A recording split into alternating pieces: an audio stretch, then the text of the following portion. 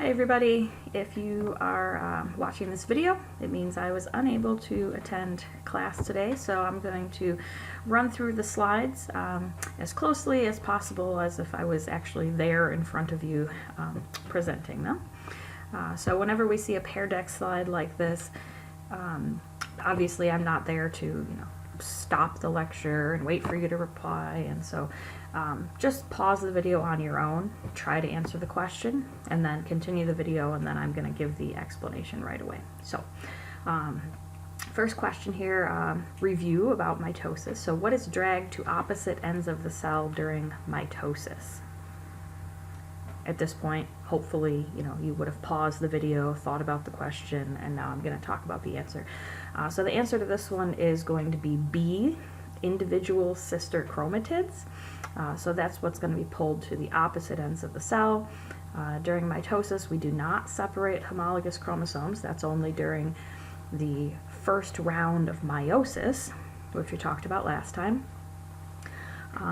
And also, we're not pulling pairs to opposite ends. We are separating the pairs. So B is the correct answer.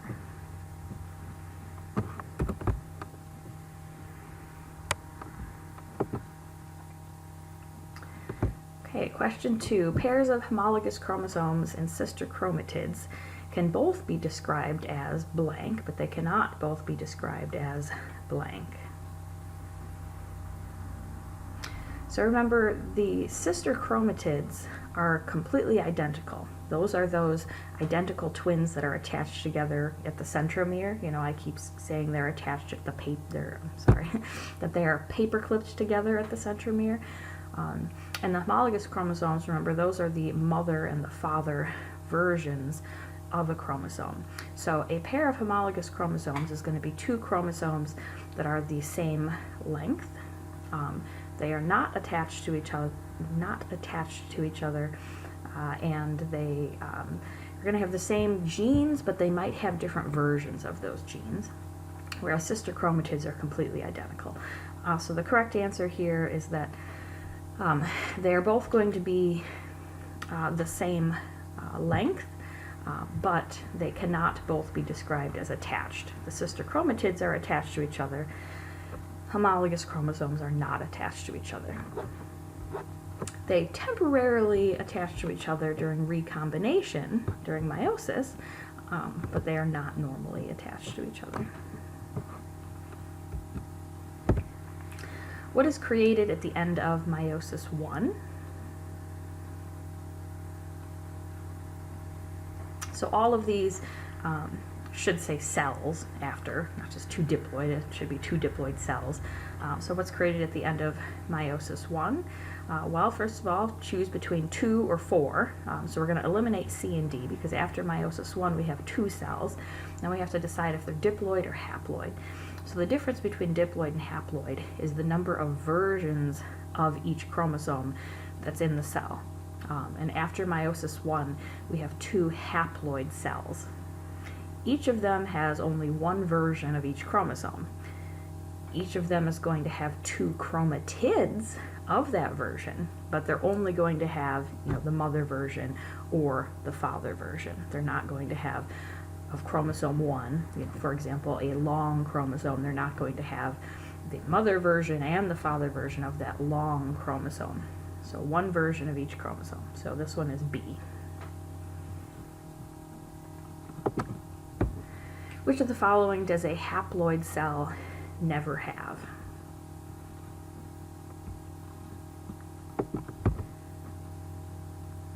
All right, so let's think of the choices here. Nucleus, unless it's a prokaryotic cell, it's going to have nucleus. DNA, obviously all cells have DNA. Sister chromatids or homologous chromosomes. So we're down to C and D. The correct answer is D, homologous chromosomes. So anytime a cell replicates its DNA, it's going to have sister chromatids, because remember, the sister chromatids are just the 2 copies of the DNA that exist directly after replication, and they're attached together. So D, haploid cells never have homologous chromosomes because they only have one version of each chromosome.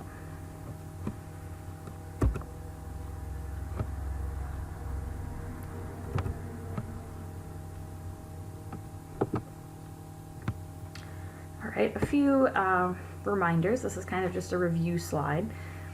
So we've talked about sister chromatids.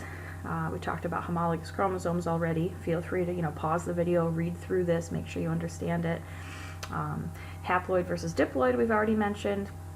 Mitosis versus meiosis. The last lecture we had that nice summary slide at the end. Make sure that you're familiar with that. And we talked about differences between mitosis and meiosis. Mitosis, regular old cell division, you start with a diploid cell, you're going to end up with 2 diploid cells. You're just making a copy of the regular old diploid cell. Meiosis is that special process where we're making gametes, which are the sperm cells and the egg cells. And so we're starting with a diploid cell, and we're going to end up with 4 haploid cells. Meiosis also has crossing over. And meiosis has 2 different parts, part 1, meiosis 1, and then part 2, meiosis 2. So mitosis has 1, division of a cell. Meiosis has 2 divisions.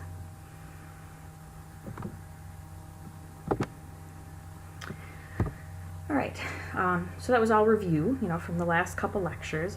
Now we're going to start in on a little bit more genetics. We've talked about DNA, and we've talked about the genome and genes and how they're are recipes for important things that the cell needs to build. Now we're going to talk a little bit about inheritance and how these genes are inherited and how they're expressed and what does that mean. So these 3 things are going to be takeaways that I hope by the end of this lecture you're comfortable understanding the difference between homozygous and heterozygous genotype and phenotype, dominant and recessive. You've probably heard of Mendel, or maybe you've read about Mendelian genetics. So this guy shown here, Mendel, he did a lot of experiments with garden peas and a few other different plants long time ago, and he uncovered a lot of the ideas that are still true today about inheritance patterns, how different traits are passed from parent to offspring.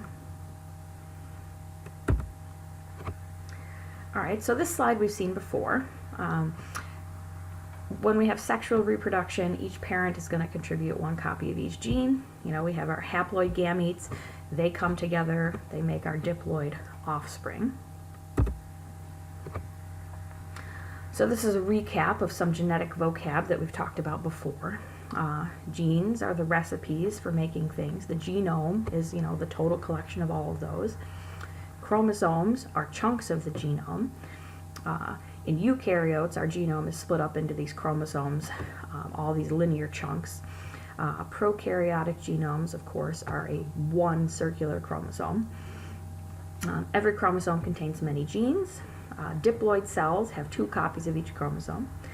The 2 versions are the homologous chromosomes. Sometimes that's just abbreviated as homologs. But keep in mind that your 2 homologous chromosomes, even though they have the same recipes, for example, the hair color recipe, but you might have different versions of that recipe. So maybe your mother gave you a recipe for brown hair, maybe the father gave a recipe for blonde hair.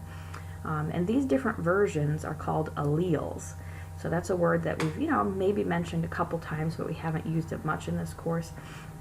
So keep in mind the different versions of a recipe are the alleles of that recipe. So alleles for eye color would be brown, green, blue, hazel. Basically it's different flavors, different versions of a trait. All right, so this is that first pair that we said we hope that at the end of the lecture you're clear on the difference between these. Homozygous versus heterozygous. So you're going to have two copies of every recipe.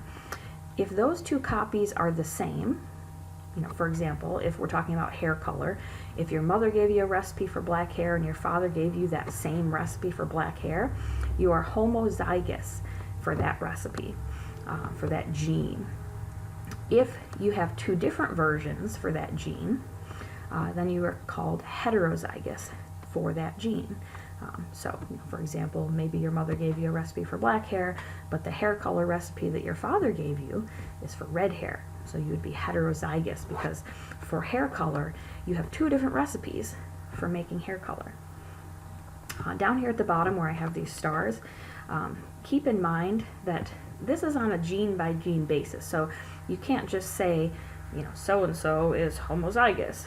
It depends on what gene. Are they homozygous for hair color? Are they homozygous for eye color? Are they, homozygous for length of their toes? All sorts of different things like that. So homozygous and heterozygous is going to be different for every gene. If someone is homozygous for hair color, it does not mean that they're going to be homozygous for eye color. So that's a gene by gene basis. Okay, so let's think about it. If you are heterozygous, and if you have 2 copies of each recipe, which one should your body use? Okay, so I've got this example with meatloaf here. So you need to make a meatloaf. You got a meatloaf recipe from your mother and a meatloaf recipe from your father. Which one should you actually use to make your meatloaf? Obviously, if you're homozygous, it doesn't matter because they're both the same recipe. The question is just, if you're heterozygous, which one do you use? In other words, which recipe does your meatloaf represent? Or if we're talking about hair color, you have the recipe for black hair and the recipe for red hair. What does your actual hair color end up looking like? What does your body use to make hair color?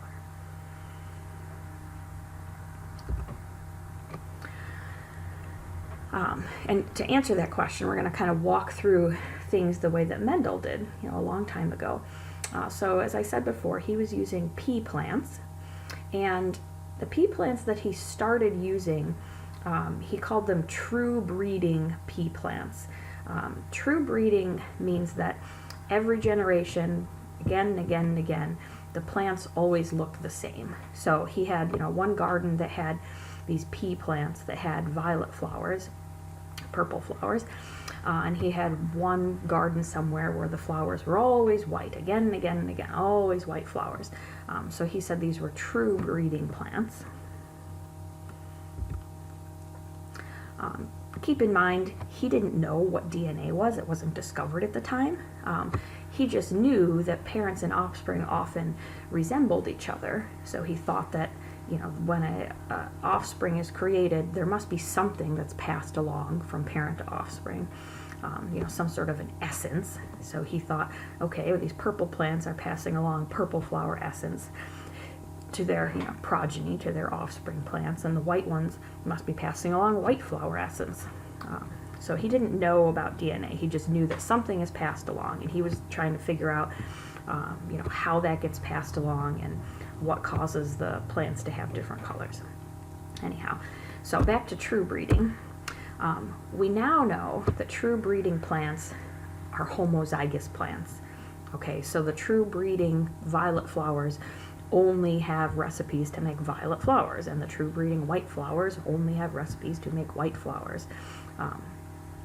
And again, I've got down here, if we're thinking about that meatloaf analogy, if that's easier to understand, it means that Mendel was only using individuals in his experiments that they made the same meatloaf again and again and again and again and again, implying that they are homozygous for that meatloaf recipe.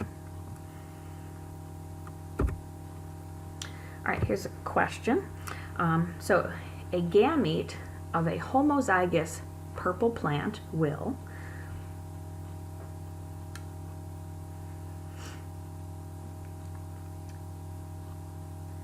So remember, a gamete is a sperm cell or an egg cell. And a gamete of a homozygous purple plant, let's think about this, that means that they only have recipes for that purple allele. So let's look at our options here. A gamete will contain one copy of the purple allele. Okay, that sounds good. B, contain one copy of either purple or white. Well, if they're homozygous for purple, they don't have any white recipes. So it has to, any of these choices that says they could include the white allele are going to be wrong. So we're going to eliminate B because that says white allele. We're going to eliminate D, that says white allele. We're going to eliminate E, which means we're left with either contain one copy of purple or contain 2 copies of purple. Now remember, gametes are haploid. They only have one copy of each gene. So A, which we started with, is our correct answer. One copy of the purple allele. So when a homozygous purple plant makes sperm or egg, when it makes their gametes, they're going to always have one copy of the purple allele.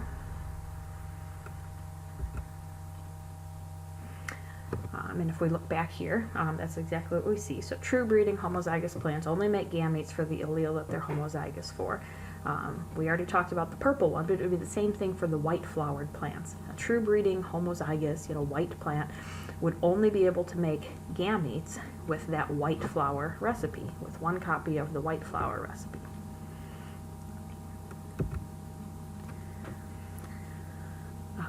So now we're going to talk about what happens when those gametes meet. So what Mendel did is he crossed the violet flowers with the white flowers. Okay, so we took a sperm or an egg from the violet flower and a sperm or an egg from the white flower, and we crossed them. So remember, they're going to then make a diploid offspring, sexual reproduction, make a diploid offspring, and that offspring is going to be called the F1 generation. This is just the way that the naming is done in genetics. The P generation is the parental generation. The F1 generation is always, their kids. The offspring is the F1 generation. So let's move on. So if we're crossing our true breeding white plants and our true breeding purple plants, we're going to have an F1 generation that gets one copy of the purple allele from their purple parent and gets one copy of the white allele from their white parent, which means that that F1 generation is going to be what? Let's think about it. How would we describe those F1s that we're making?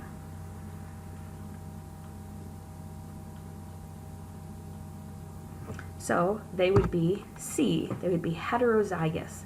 They would have one copy of the purple allele that came from their purple parent, and they would have one copy of the white allele that came from their white flowered parent. So C, the F1 generation would be heterozygous.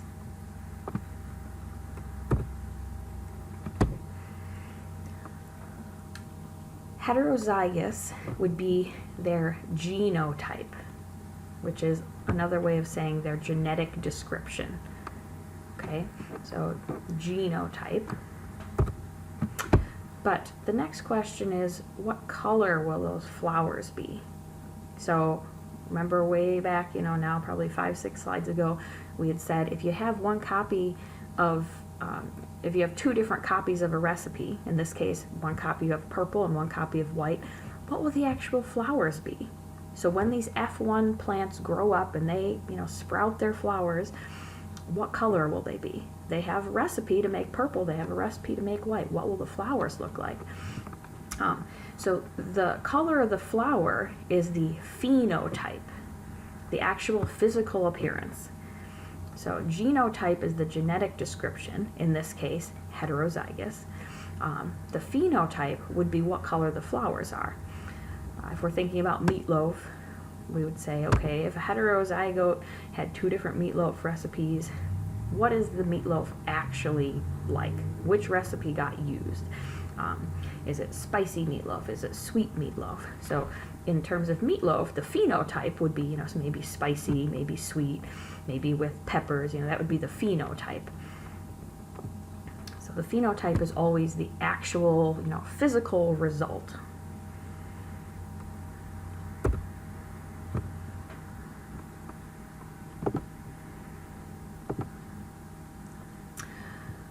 And to answer the question about which recipe gets used and causes the phenotype, there's many factors to consider.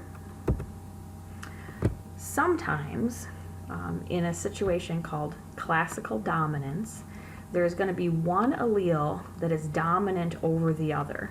Okay, so one recipe is going to be, the winner that gets used. And the offspring are going to resemble only that allele and not another allele. So in terms of meatloaf, the meatloaf is going to taste like one of the recipes. It won't taste like the other one at all. Okay. In terms of flowers, in terms of flowers, we had our purple flower and our white flower. So if this is classical dominance, that means that the F1 offspring are either going to have purple flowers or white. Okay, one of them is going to be the winning flower color. The winning flower color, okay, is the dominant allele. So whichever phenotype is the appearance of the heterozygote, that's going to be the dominant allele. The one that is silent and does not get shown up in the phenotype is the recessive allele. So if we're talking about flowers, it depends. If the F1 heterozygotes end up with purple flowers, they have copy for purple and they have copy for white. But if the actual flowers are purple, that would mean purple is dominant. If the flowers are white, that would mean white is dominant. And whichever one does not appear in the phenotype of that heterozygote would be the recessive allele. All right, so here's a question where we don't talk about flower color. Instead, we're going to use this other example of hair texture. Okay.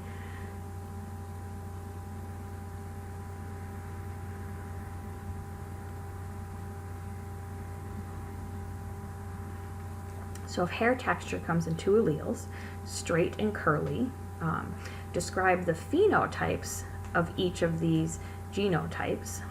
The genotypes are the ones listed here. Okay, if straight is dominant and curly is recessive. So let's think about this. If straight is dominant, and if you have a genotype of homozygous dominant, that means homozygous means you only have one type of recipe.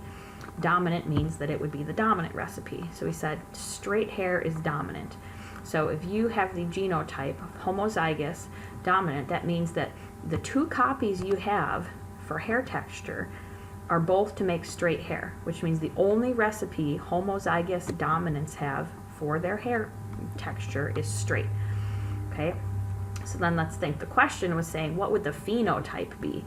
So if you have two copies of the recipe and both of them are to make straight hair, your hair is going to be straight. That's the only recipe, the only gene that you have, the only allele that you have is straight. So we're going to eliminate D because that says curly for the first one. So we know we're looking at either A, B, or C. The next one, homozygous recessive. Again, homozygous means you only have one type of recipe. Recessive means that recipe is for the curly hair. So if you only have the recipe for curly hair, that means that your hair is going to be curly. So we have straight for the first one, curly for the next one. So we're looking at either B or C. Now we have to think about the heterozygote. The heterozygote has one copy of the straight recipe and one copy of the curly recipe. So which one is it actually going to be in the phenotype? What will the actual hair of that person be? We said that straight is dominant, which means that in a heterozygote, it's the winner, which means it will be straight hair. So C is correct. Straight, curly, straight would be the phenotypes. Straight, curly, and then straight. Excuse me.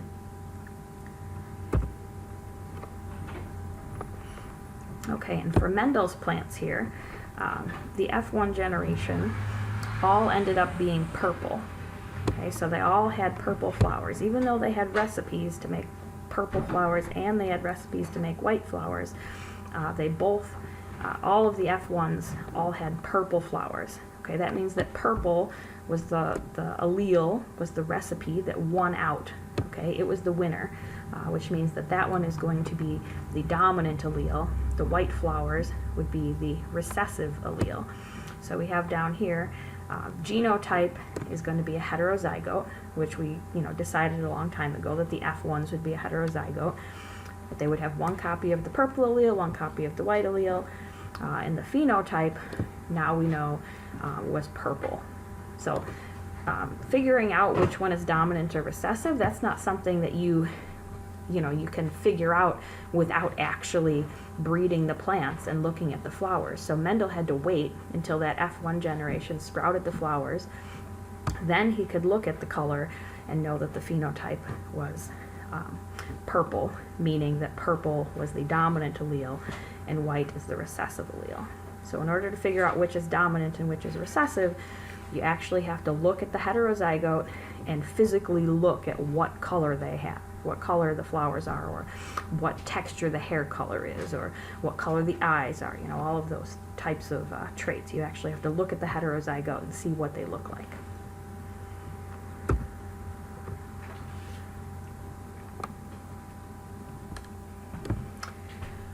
Okay, so this is just another slide that's kind of summarizing what we've talked about with this Mendel experiment so far. So this top generation, the P generation, these were the parents, and we said that he used true breeding plants, which meant that they were homozygous for their genotype. So the purple, now we know their genotype was homozygous dominant, because we figured out that purple was dominant. And again, the phenotype is purple, which you can see by looking at them. And the other parent was homozygous recessive. They were true breeding white flowered plants. Their phenotype is white. And then the F1s down here, their genotype is a heterozygote, because their parents were each homozygotes. And the phenotype is purple. So this is sort of a good summary slide, you know, to take a pause here. As I was reading through that, you were kind of confused on, wait, what are these and what are all these words here? Homozygous, heterozygous. You know, pause the video, think about it, think about what we've already talked about, and see if you can kind of wrap your brain around how we came up with all of these different terms: the genotype, the phenotype, homozygous, recessive, dominant.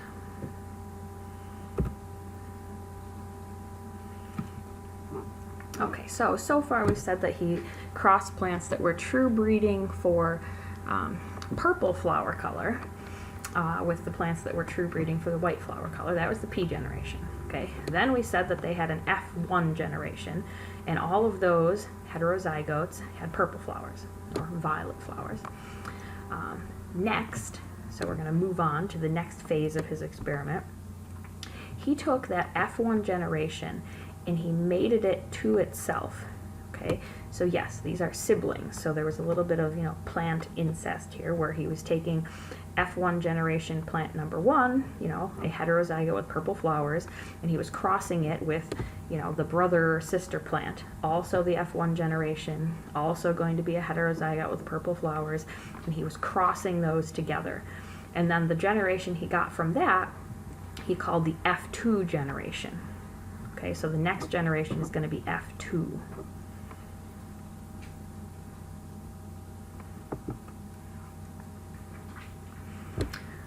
So you could describe this cross as being F1, you know, this X here is a cross, you know, F1 crossed with F1. So the F1s crossed together, or sometimes it's described as a self-cross. We know that all of those F1s were heterozygotes. So let's think about the gametes that each of them can make. So way back when we talked about meiosis, we said that we got 4 haploid cells that got made. So we make 4 gametes. Each gamete gets 1 copy of each chromosome, 1 copy of each gene, okay? And when you make those gametes, you know, you could pass along either the mother version or the father version, you know, of a gene. So the heterozygotes, they're going to have 1 copy of the purple allele, 1 copy of the white allele. And when they make their gametes, when they make their sperm cells and their egg cells, they can pass along either of those. You know, so if it's a, you know, a male plant making sperm, you know, cells, they can make them containing either the purple allele or the white allele. And the same thing for the, you know, the egg cells of the other parent. They can make an egg cell that has the purple allele or that has the white allele.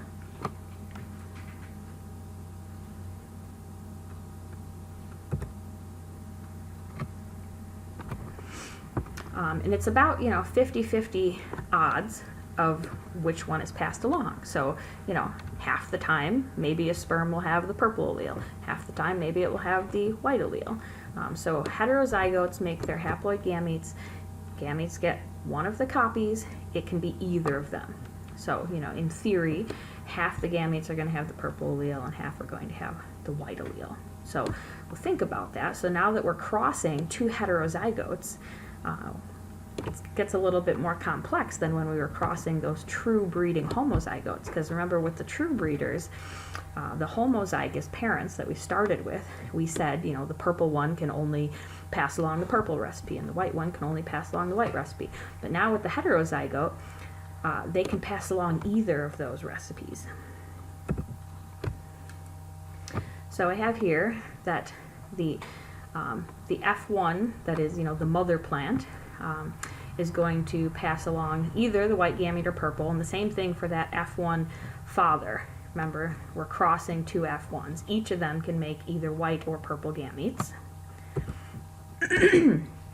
If the first plant, if the mother passes along a white gamete and the father passes along a white gamete, that means the offspring is going to get two copies of that white flower recipe. Okay, let's think about what if it was a different pairing. What if the mother passed along the white gamete but the father passed along purple? That means that the offspring is going to get one copy of white and one copy of purple. They're going to be a heterozygote. We could do it the other way too. Mother could pass along purple, father could pass along white, and we get another heterozygote offspring. Or what if the mother passed along purple and the father passed along purple? Then we would get a homozygous dominant offspring. So because each of the parents can pass along either, they can also get, you know, paired in all these different ways. A simpler way to do it than to draw all those arrows like we did is to use something that's called a Punnett square. So in the square here, we can see we have put the father and his gametes on the top, and we have put the mother and her gametes on the side. So the idea of the square here is that it's just an organized way of doing the same thing we did on the previous slide with all those arrows. We list the possible gametes that each parent can produce, and then we're going to pair them all in all the possible ways. So if we fill this chart in here, we're going to see those are the same pairings that we saw before. You know, if both parents passed along the white gamete, then we're going to get a homozygous for the white color, which would be homozygous recessive plant. If they both passed along purple, we would get homozygous dominant. And then there's two different ways where we can get the heterozygote. Okay.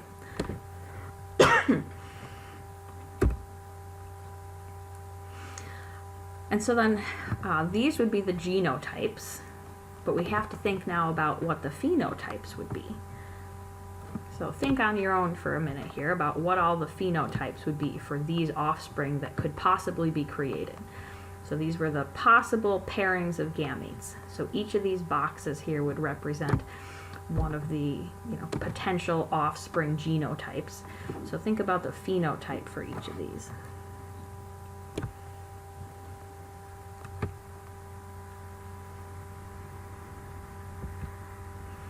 So the one that got only purple recipes would have the purple phenotype, which would be the dominant phenotype, because we said that purple was dominant over white.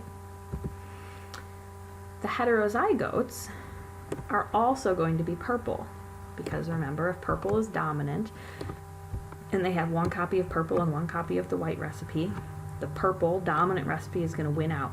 So they're also going to be purple. And then the one in that upper left here that got only copies of the white flower recipe, they're going to be white. So if we look at the phenotypes, 3/4 of the offspring are going to look purple, 1/4 of the offspring are going to look white. So we've got 75% that should look purple, 25% that look white. And that's exactly what Mendel saw. Of course, you know, he didn't know about all of these different gametes and everything.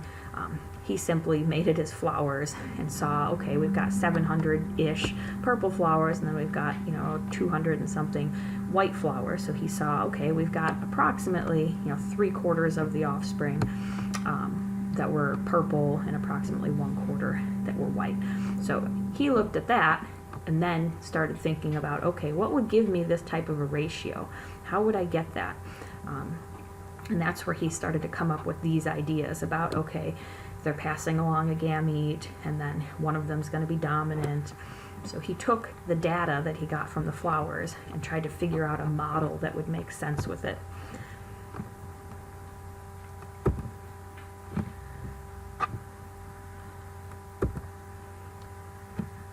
Okay, so this is the whole process shown all together here on one slide. So he started with that true breeding generation, the P generation, homozygous purple, homozygous white, bred them together. He got the heterozygote offspring, then he crossed those together, and then he ended up with 3/4 that were purple and 1/4 that were white.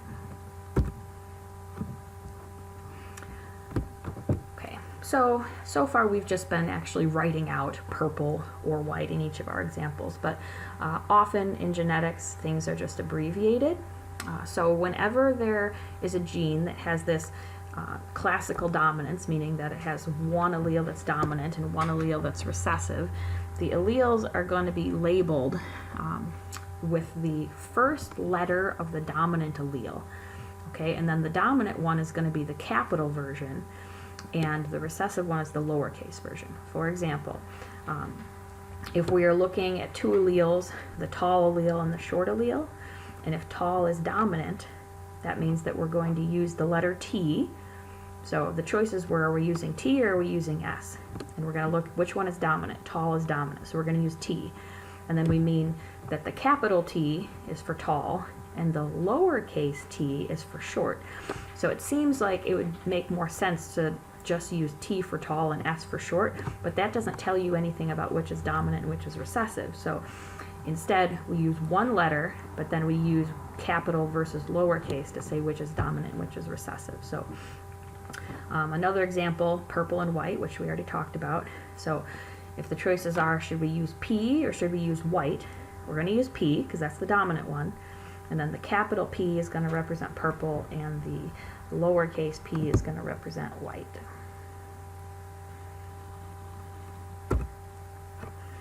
Okay, so here's some questions. So if a gene comes in two alleles, just like we've been talking about, you know, if there's one that's dominant and one that's recessive, and let's say that the two alleles are smooth and wrinkled. Smooth is dominant. How would you describe the cross between a homozygous dominant and a heterozygote? So using those abbreviations that we just talked about.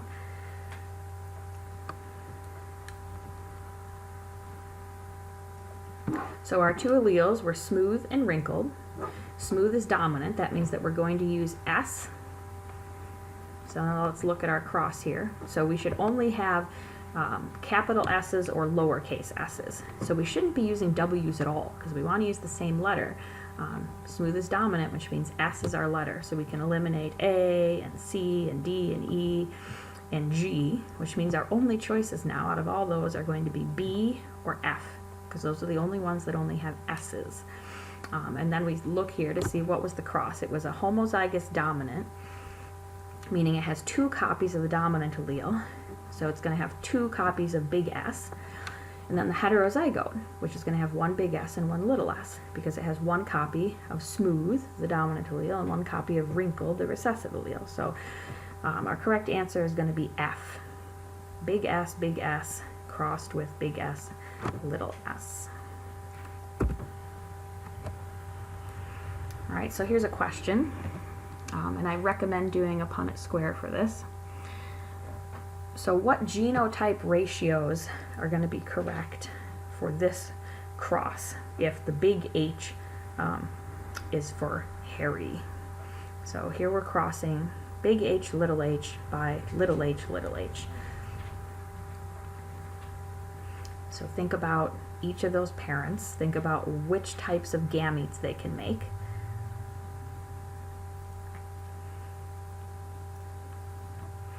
So our parent on the left here can make a gamete that has big H, or it can make a gamete that has little h. The parent on the right here can make gametes only with little h. Okay? So if we actually think about the cross here, that means that the first parent we should have on our Punnett square, we should have big H and we should have little h. So one side of the square should be big H and little h in separate rows. The other part of the square should just have little h because the other parent can only provide little h. And then if you fill out your square, you should end up with one box that has big H paired with little h, and you should have another box that has little h paired with little h. Those are the only possible offspring. Okay, so if we look at our ratios, that would be half of them are going to be big H paired with little h, and half are going to be little h paired with little h, which is going to be E down here. Half are going to be our heterozygote, and half are going to be our homozygous recessive.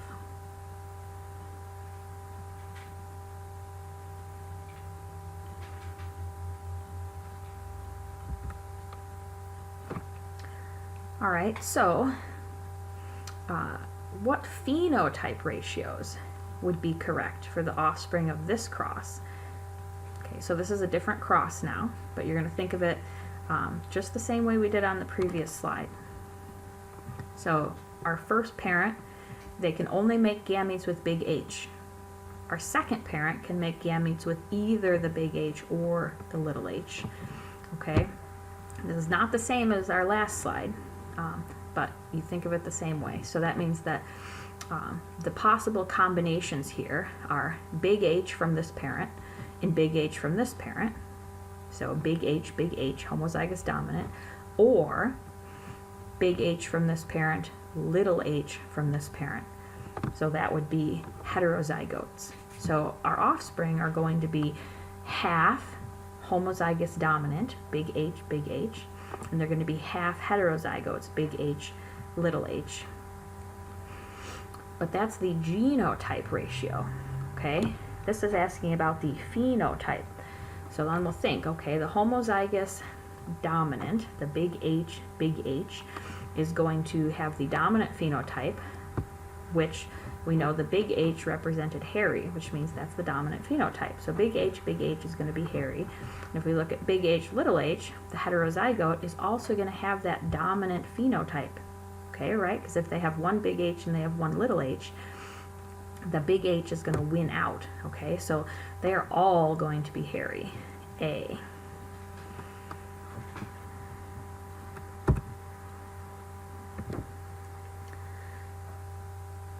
Now here's a different slide. It's the same example that we did with the flowers, except instead it's using pea color.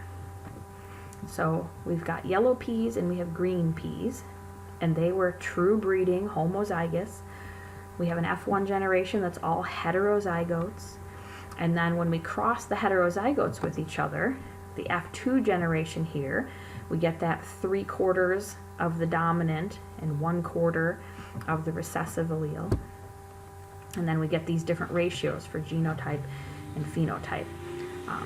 I'm not going to walk through this in great detail, but this is a really, really good review slide.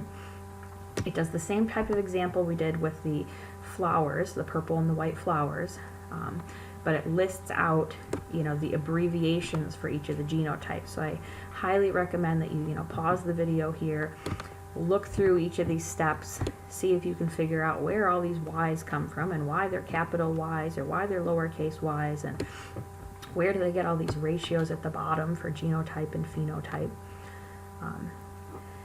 If you are going through this slide and you're completely lost, definitely shoot me an email.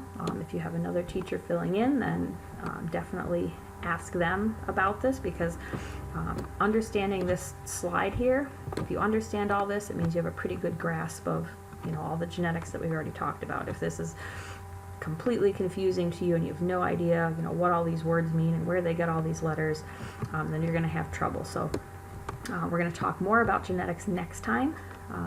So you definitely want to make sure that you have a good foundation before we move on and talk about other bits of genetics. Okay, now a few just review slides here. So what is the genotype of a plant with green flowers? These are going to be questions that you should answer after you have already looked over this slide here.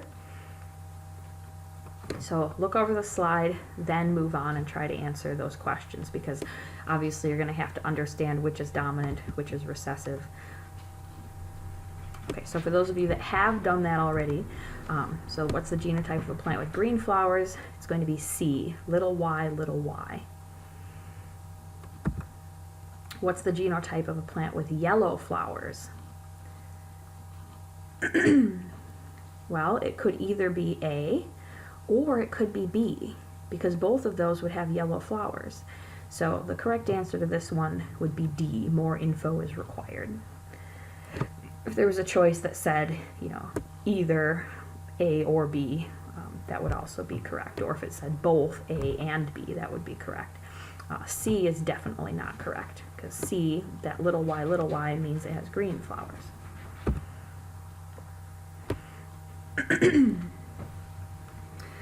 Okay, so here's something that's interesting, and this is called a test cross. A test cross is helpful to answer a question about, does this thing with a dominant phenotype have a homozygous dominant or a heterozygous genotype? Okay, so if we're using that pea color example, we know that if the pea plant has yellow peas, that means that it's either a homozygous dominant or it's a heterozygote. Okay, all we know is that it has that dominant phenotype. So in order to answer the question, we do this thing called a test cross. So step one is we're going to take our mystery dominant phenotype. So we're going to take our plant where it has yellow flowers, so we know it has the dominant phenotype, but we don't know what its genotype is. We're going to take that mystery plant and we're going to cross it with a green plant. So the special thing about the homozygous recessive is that it is the only phenotype where you automatically know the genotype. Okay, if you see that green pea color, you automatically know that the genotype is little y, because that's the only one that would have the green color. Okay, if you had big Y, it would be, you know, yellow. If you had big Y, it would be yellow. So if you see a green pea, you automatically know that genotype is little y. So in the test cross, you're going to take your yellow peas and you're going to cross them with some green peas, because you know the green peas are homozygous recessives. Then you're going to look at the offspring, okay? And you're going to count what you get. You're going to see, okay, do I have all dominants? Do I have some recessives? You know, what is the ratio that I get from these offspring? And if you take some time and look at these squares over here, look at these crosses, we can see that we have on the top of each box our mystery parent. Okay, so they're either a homozygous dominant or they're a heterozygote. And then on the side here we had our green plant. So it was little y in both of these scenarios. In the top scenario, this is pretending that the question mark here is going to be a big Y. So if you look at the boxes, you know how they filled it out, that got a little y from over here, but it must have gotten a big Y from up here where the question mark is. So this box is filled out by assuming that this question mark is big Y, which means that they were assuming that that mystery parent was big Y, or, as it's written in the text here, homozygous dominant. If the parent was homozygous dominant, these would be the different genotypes, and all of the peas would be yellow. Okay, so if that mystery parent with the yellow pea color was homozygous dominant, all the offspring would be heterozygotes and they would all be yellow. Remember, the other option, we have this mystery yellow plant, the other option is that it's a heterozygote. So this box down here is assuming that the parent is a heterozygote, which would mean that the question mark for this lower box here would be little y. The parent would be big Y, little y. They would be a heterozygote. And when they cross that heterozygote with the homozygous recessive parent, little y, this is what they get.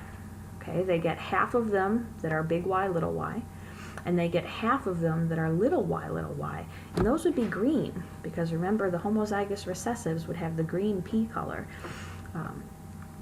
And just by looking at these plants, so you had your mystery yellow plant, you crossed it with a green plant.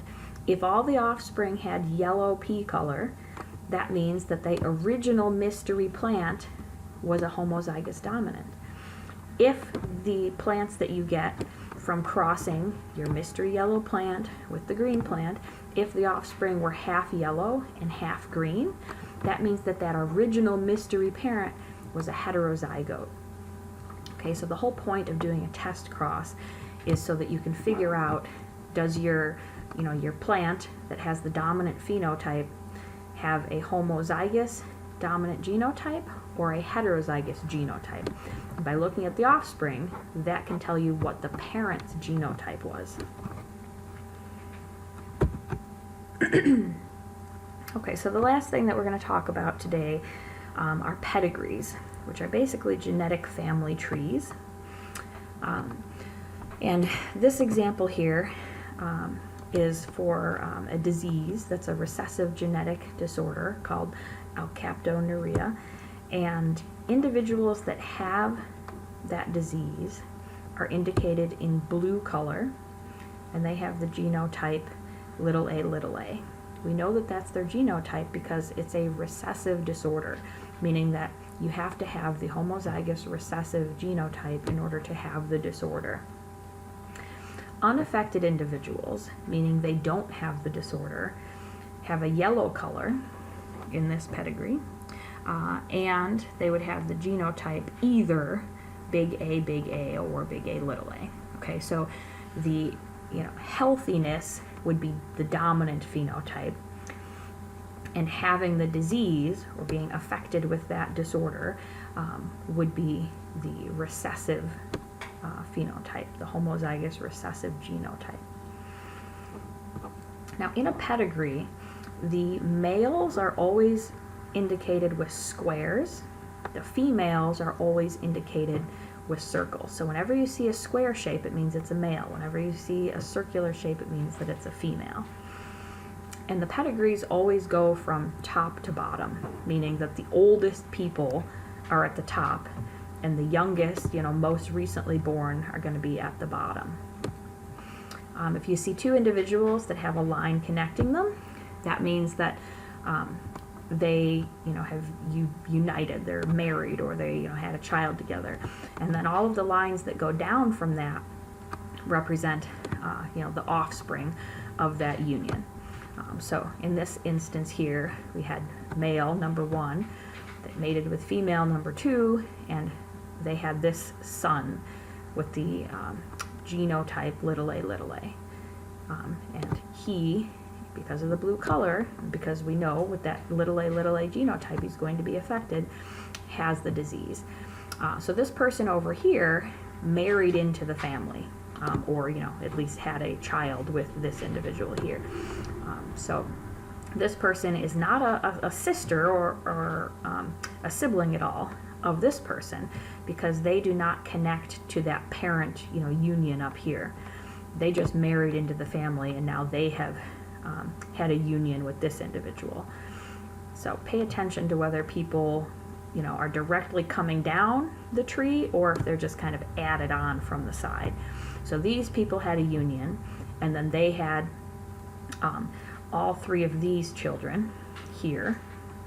Even though this is like shifted over to the left a little, this one, and this one here are all results of this union between these two, because that's where that stick attaches to this horizontal line right here. Okay, then this person married this person, that was their child. This person married this person, and they had 2 children. Okay. So let's work through this question. What is the genotype of person number 1? So person number 1 up here, the genotype isn't listed, but that's why we're answering the question here. So based on what we see and what we know about this disease, can we figure it out? Person number 1, it says they're affected. We said that this disease is a recessive disease, so the only people that can be affected are the homozygous recessives. So the genotype of person number 1, because he shows up as blue, meaning he's affected, is going to be a, C. So anyone that shows up in blue, meaning they're affected, would have the genotype of a. Next question, what's the genotype of person number 2? All right, so that's not as easy. Person number 2 is not blue, okay, so they're unaffected, which means that it's not C. So their genotype can either be big A, or big A. So let's see if we can narrow it down, or if we should just choose choice D here. So we know that if this person, number 1, is a, that they contributed a a to this offspring, which means that mom, number 2 up here, contributed a a. If mom's genotype was big A, she could not contribute this a, okay, which means her genotype has to be big A, a. She has to be a heterozygote because her child has a. One of those a's came from the father, but the other a had to come from her. So she has to be a heterozygote. So B is the correct answer.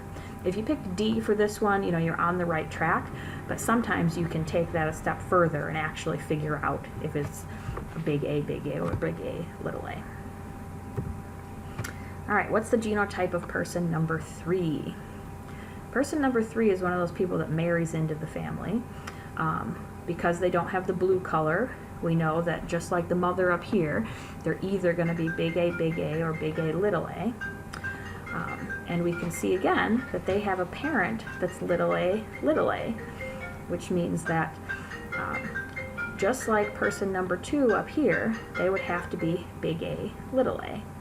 So again, this is going to be B. Person number 3 has to be a heterozygote. Okay, that is our last slide. If you have questions, definitely, try to ask me those questions. Ask if you have another teacher filling in, you can ask that teacher. Ask your tutorer, and hopefully I will be back for next class, depending on why I missed this one.